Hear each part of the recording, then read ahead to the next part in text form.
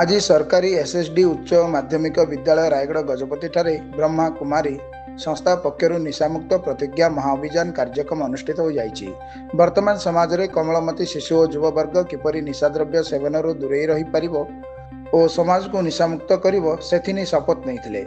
एही कार्यक्रम में विद्यालय प्रधान शिक्षक श्री सुरेश कुमार साहुकार, ब्रह्म कुमारी प्रजापति, संस्था रायगढ़ शाखार मुख्य ब्रह्मा कुमारी अस्मिता, ब्रह्म कुमारी कविता, ब्रह्म कुमारी जसना प्रमुख उपस्थित रही। एही कार्यक्रम में विद्यालयर समस्त शिक्षक और शिक्षयित्री उपस्थित थिले। क्रीड़ा शिक्षक श्री संतोष प्रसाद पंडा कार्यक्रम परिचालना करथिले।